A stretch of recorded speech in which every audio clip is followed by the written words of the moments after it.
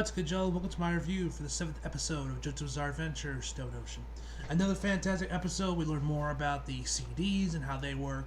But I gotta say, and I'll probably mention this throughout the rest of the video, but this episode really suffered from David Productions cheaping out on the backgrounds with like the background characters. Instead of just drawing characters, they just drew in silhouettes.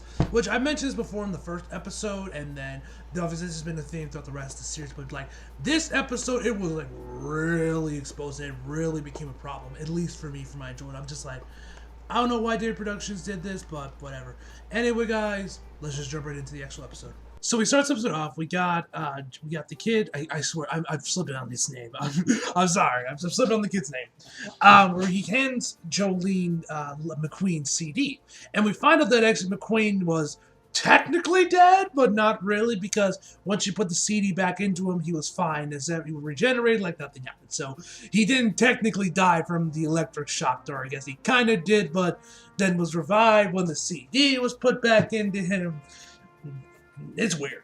But anyway, she hands them and she's like, all right, maybe she said no, right? She goes on about how she's hoping this is going to find more about who's behind Pale Snake and maybe figure out some more about where she came, where the rest of the CDs are kept, so she can obviously find JoJo's CDs.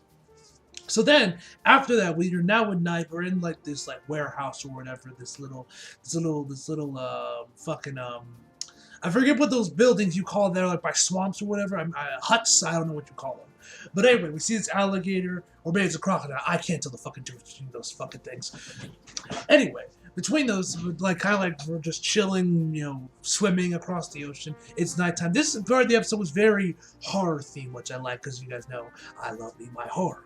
But anyway, we have these two criminals desperately trying to pull this door close to keep whatever is going, keep whatever's down the other side by the tire out. And the dude says, all I did was touch the tire. Why is this happening to me? So then the prisoner grabs the other prisoner that's just kind of just sitting there, throws him onto the other side and tells him to like pull hard to close this door shut.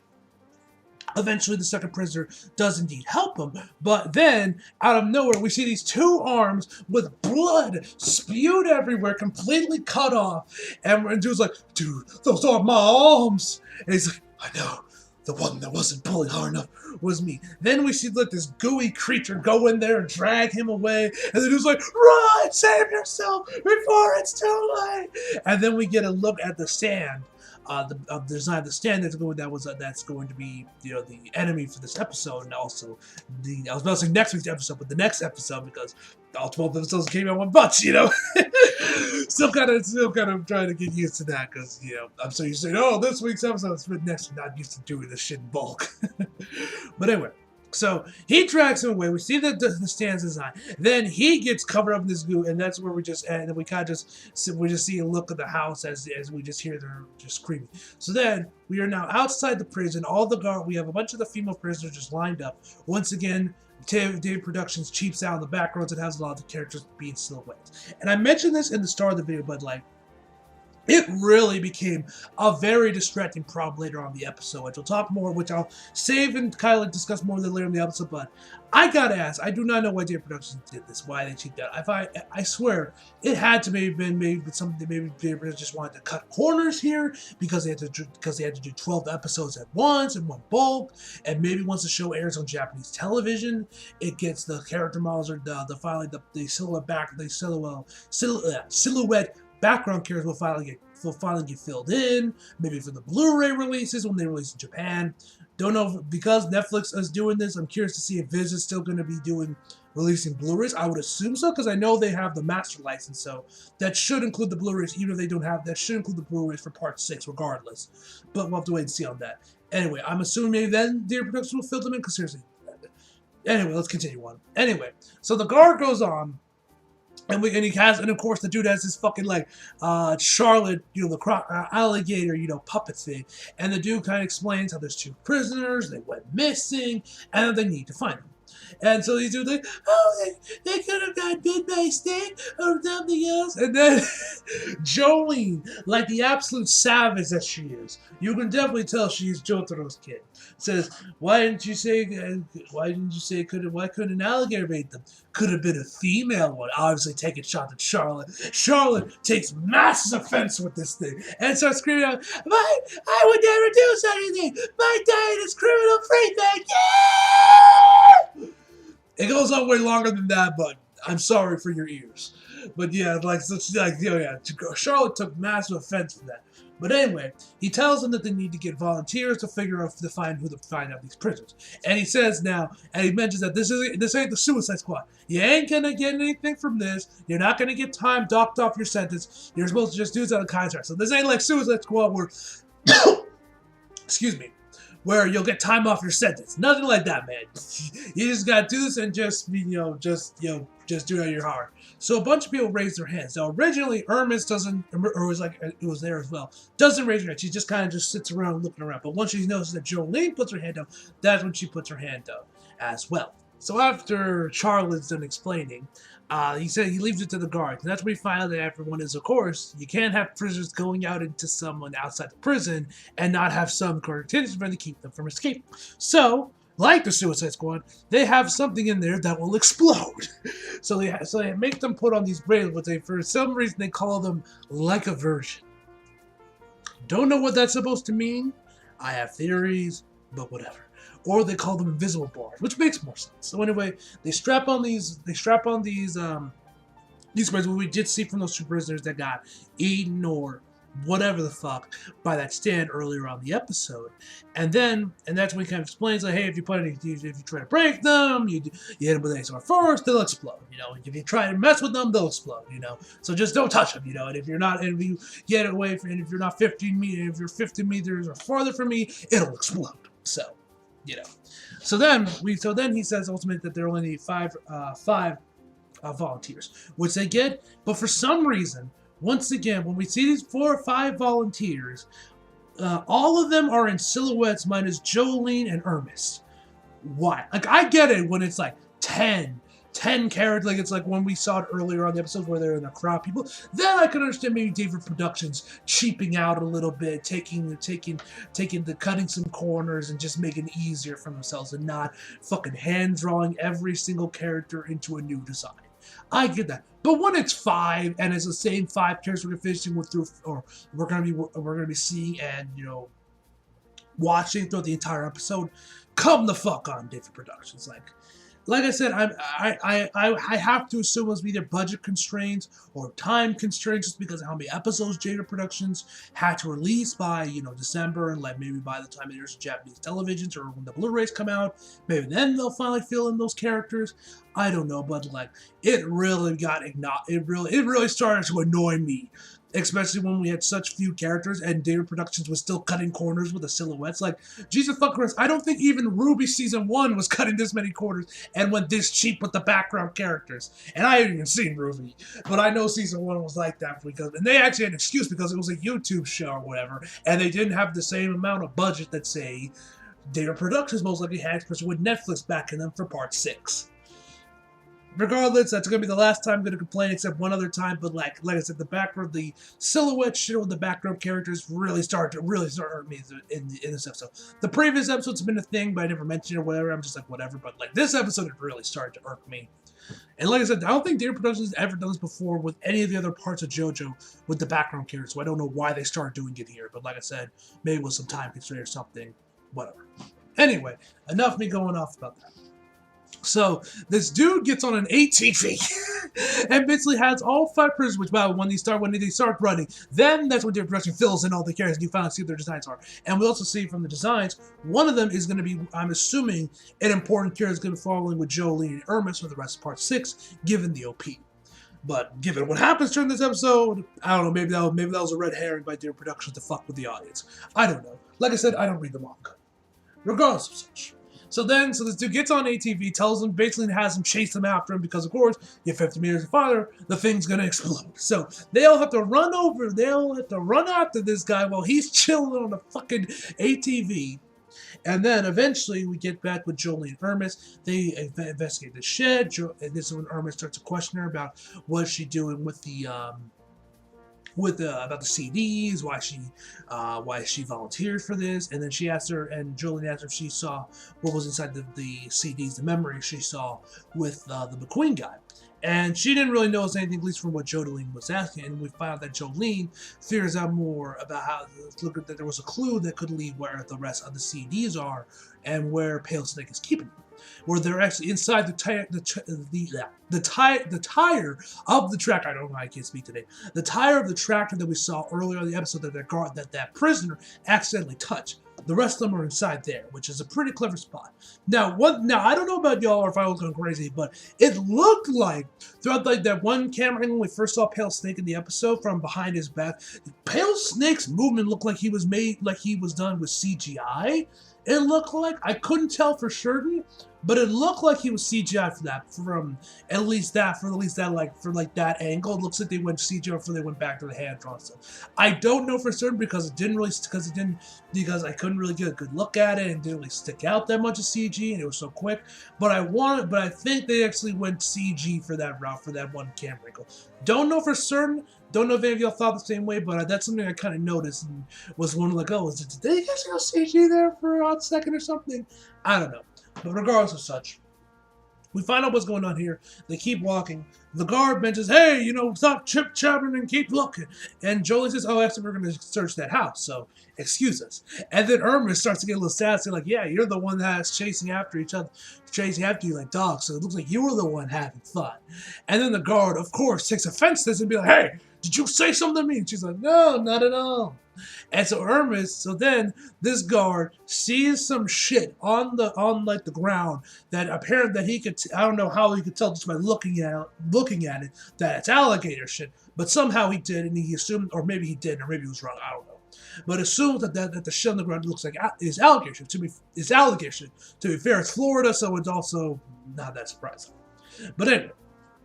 So then this dude gets out his baton and hits Hermes, of course, right on the fucking bracelet. It starts beeping. Hermes is freaking out about the thing, thinking that it's going to fucking explode. At any second, she starts like apologizing to the guard, and the guard starts to flip like, oh, it was just an accident. It was just a coincidence. My baton hit you in the exact same place as the bracelet. I know it was just an accident. You're the one that did this, and and I'm like, bro, come on. You're not even trying at this point. Like, come on. So then Irma starts freaking out and she starts moving into position to where the shit is. So then when she's right into position, the dude claps his hand right in front of her, which makes her slip and falls right on the shit, or looks like, and now she's falling. The dude says, oh, now Tisha, you're about to fall into alligator shit. So then Jolene, coming in clutch, uses the thread from Stone Ocean to grab like a leaf she got from like right next to the ground, and then manages to swing it right underneath the shit right before Hermes falls down, and then from the force or whatever how Hermes fell, the shit ends up flying into the guard's leg. You love to see it, man. You love to see it. So then Jolene kind of gets that more cutesy voice back. She's like, oh, Hermes, you should really relax. And that you weren't any real danger, right, Mr. Guard? And he's like, and then they go off on their way to go search the building, which we actually see that the other prisoners have already beat them to them. They're already investigating the place. So the girls that are already there, they're going to be like, oh, yeah, they don't need 5 of us. Why are we going to be looking for yada, yada, yada. So then Jolene and Hermes start to check the place. That's when they found that this is the same tractor that has the CDs. Looks the same number, so this is the same tractor. Anyway, but then right as they're about to investigate the thing and see if the CDs are actually in there, the guard says, hey, I think they're going to be in the pond. They most likely got eaten by an alligator, or maybe they tried to swim away, so we're checking the water. And the pond, or whatever he called it. One of the girls is like, who do you think is going to get in the water? Because it sure as hell ain't going to be me. So then they start to get in the water. We then find, and that's when Hermes suspects that there was actually one other person there. When they only need 5 volunteers, there was actually 6 people. So they're trying to figure out, like, who is this mystery 6th person? And then the girl with the green hair, the short green hair, I'm slipping on her name. mentions it. Oh, was there always 6 of us? And then Hermes is like, yeah, you saw it too. And she's like, yeah, I'm not sure for sure. I could be mistaken for all I know. Yada yada. And then one of the other girls speaks up and vouches for, which one thing I found kind of weird is that every other one of the females have normal eyes and everything, but her eyes are actually the same eyes that McQueen had when he started crying, like the black with like the little stars or whatever in his eye, which I thought that was kind of interesting. That David Productions could reuse that for another character design in here as like just their normal eyes, which I thought that was kind of interesting. That David Productions went that route for this character. I mean, it distinguished her from the rest of the character, from the rest of the characters. So fair enough, But I thought that was interesting that David Productions went that route. But anyway. She also mentions that she can vouch for her, said she was there with her from the start. She always apparently gets bullied and everything, and she's like, "Oh, you wanted to join because your bullies weren't here?" And she's like, "I don't even know you." But then anyway, after that, that's when everyone's wristbands start beeping. And they're all wondering like what's going on, why is it beeping? That's when they notice that the guard is no longer on his ATV, and the ATV is like sideways in the water and is like sort of sinking. But you also find out that apparently this ATV can both work on land and sea. Don't know how that even works. I don't know if ATVs can actually do that, where they can work as miniature boats. I don't know. Or maybe it's something, maybe that's a special one, or maybe because the pond's not that deep or something. I don't know. Whatever the case may be, the thing can go on both land and water. So they obviously start desperately searching around because, of course, 50 meters farther, it's gonna blow up. So then they start looking around trying to find the guard, but then the girl with the short hair and the green short hair, hers starts beeping louder and faster before she just gets obliterated and the thing explodes and she just gets absolutely obliterated. You can actually, if you like, when I checked it, when you look back, at least from what I can see of it, maybe once I go and get a thumbnail, as I go frame by this, and it might look a little bit different but it looked like her entire body just like exploded and was ripped apart from the explosion. Looked pretty gnarly, man, which I'm sure that kind of supposed to make James Gunn very proud because he did the Suicide Squad, and we got some good head explosions from that movie as well, which I enjoyed when I saw the film. Anyway, so as they're looking around after she gets obliterated, they eventually find the guard is like near the shore, so they rush over there and pull him out of the water to pull him out of the water to, of course, give her the distance so that their not armbands, I don't know why I keep saying that, their wristbands don't explode. And as that's going on, Jolene and Hermes is trying to figure out what's going to do next, and who they suspect is this sixth person. They suspect it's a chick with the weird eyes because the other chick mentions that she didn't know her, so they expect it's her. And then Jolene's like, wait, if it is who you say is, wouldn't that person been already guarding the truck? Would have been guarding the truck, or the tractor. I was slipping on the name for a second. On the tractor, but before we even got there. So Irma's like, all right, fair enough. Then Irma hears something coming from this bucket. So then she kicks the bucket, thinking that something's going to come up, but nothing but water comes out. She looks at it a little bit and she says, "Oh, it's nothing." And then Jolene is trying to suspect what is trying to strategize what the next plan attacks. But when she looks back, she notices that Hermes is completely gone and all is left is her shoe.